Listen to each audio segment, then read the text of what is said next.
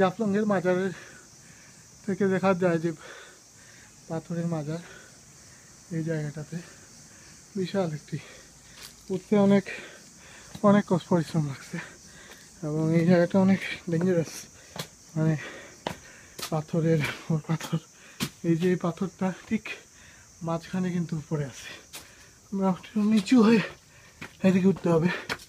দেখি এই প্রান্তে কি আছে। ও এটা তো সিঁড়ি দিয়ে আরো অনেক উপরে গেছে,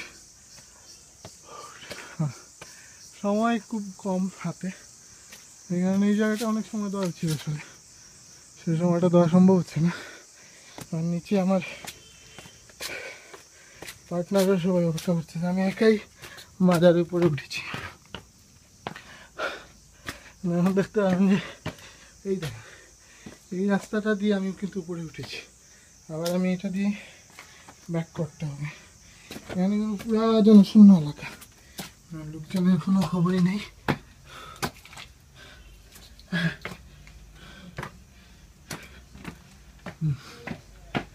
এই যে গুহার ভেতর একটা দিয়ে রাস্তা গেছে,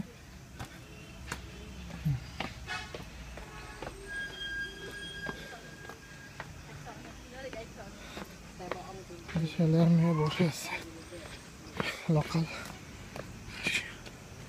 এই পাথরগুলা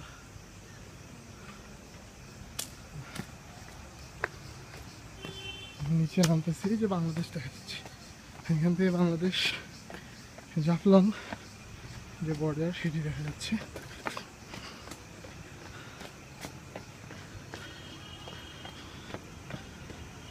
খুব সুন্দর জায়গা এটি, চমৎকার একটি জায়গা, মানে এখানে লালাখালের মতো সবুজ পানি।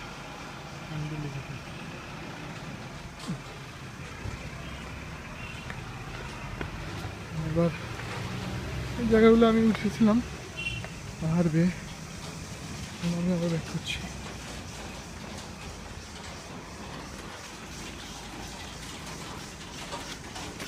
অনেকদিন ধরেই ভাবছিলাম এই জায়গাটায় আসবো, এবার ফাইনাল টাইম, মেবি 4th টাইমের প্রচেষ্টার পর এইখানে এই যে বীজটা এখানে শেষ পর্যন্ত আসতে সক্ষম হয়েছি। I'm so happy but very tired, very tired. সারাদিন ধরে আজকে অনেক জায়গা ঘুরতেছি।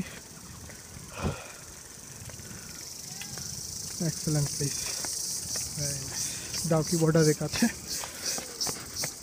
সামনেই ডাউকি বাজার। দুবার আমার পাও পিছলে পড়ার সম্ভাবনা ছিল।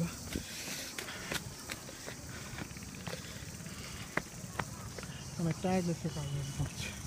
এনিওয়ে সামনে আর ভিডিও করছি, দেখলে প্রবলেম হতে পারে। বিএসএফ লাস্ট টাইম আমাকে খুব ডিস্টার্ব করেছিল, এবার আর রিস্ক নিতে যাচ্ছি না। Okay, good bye for now, see you later, by.